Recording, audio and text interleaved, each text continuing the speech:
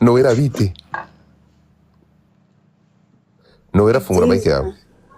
Amakuru nayifunguye amakuru uherereye he? neza. Iwacu ni Rusizi ariko kano kanya ndi muri Oman. Uri muri Oman? Yego. Twagiye rero. Aha, i Kigali akazi urubyiruko turakennye turashize turapfuye. Wavuye Rusizi gute bimeze bite mbwira sobanurira wowe bibona uti? Ikintu gihari ibintu byose bipfira mu mutwe. Yego. Iyo uticaye ngo utekereze urebe ejo hazaza hawe nta nubwo ushobora kumenya icyo ushaka. Urubyiruko rwinshi rufite ibitekerezo byo kuvuga ngo akazi keza niko gashobora gutuma umuntu agaragara neza, cyangwa akazi keza niko gashobora gutuma umuntu ahabwa ishema cyangwa ikuzo mu bandi. Ariko nyamara iyo twicaye tugatekereza, iyo urebye akazi abantu benshi bita ko gasuzuguritse, niko kaguhesha amafaranga kuruta uko wakicaye urindiriye akazi katazaza. Ku giti cyanjye nihereyeho navuye i Rusizi nza muri Oman gukora akazi ko mu rugo. Nkora akazi ko mu rugo, ntago nicaye mu biro, ntago ndera abana muri Oman. Ariko iyo nza kwicara nkakomeza nicaye nk'uko navuga nka wenda ngo reka nicare nzarindira akazi keza kaze, ntabwo byari gukunda.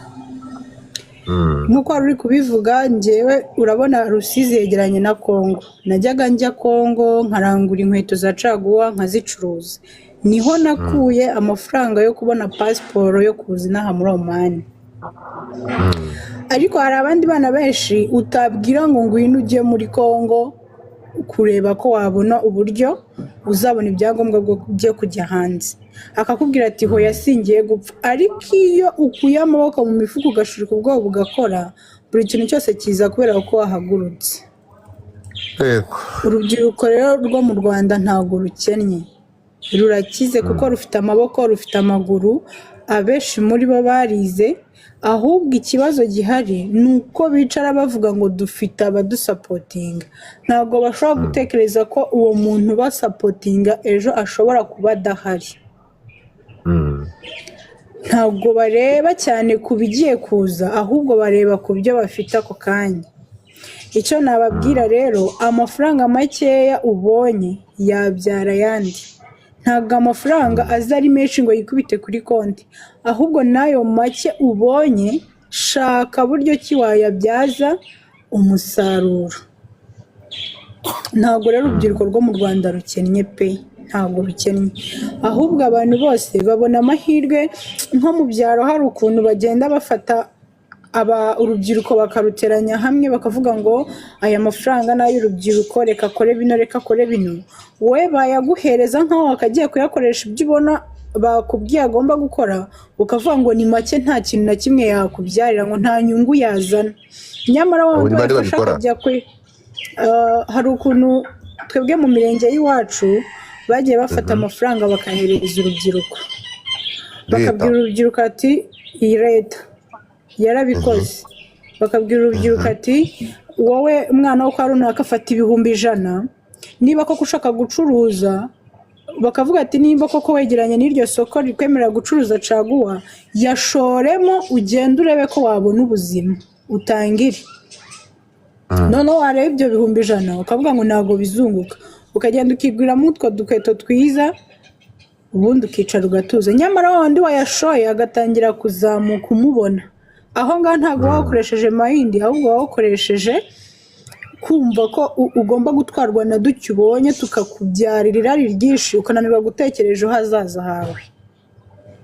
Rero urubyiruko rwo mu Rwanda ntabwo rukennye. Nkanjye ku giti cyanjye, aka kazi nkora mfite ubushobozi bwo kuba nazataha nanjye nkatangira gukoresha abandi bantu.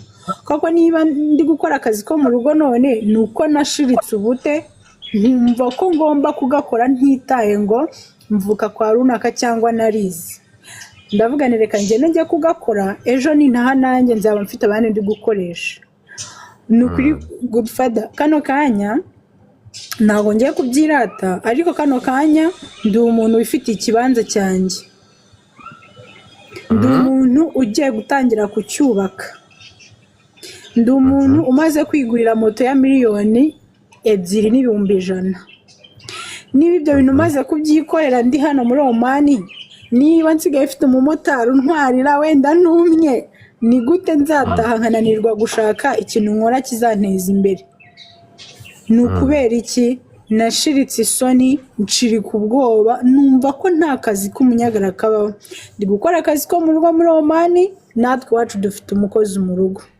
Bishatse kuvuga ngo nta kazi na kamwe kabaho gasuzuguritse. Mu gihe wumva kazaguhereza amafaranga akakubyarira inyungu, nta mpamvu yo kwicara.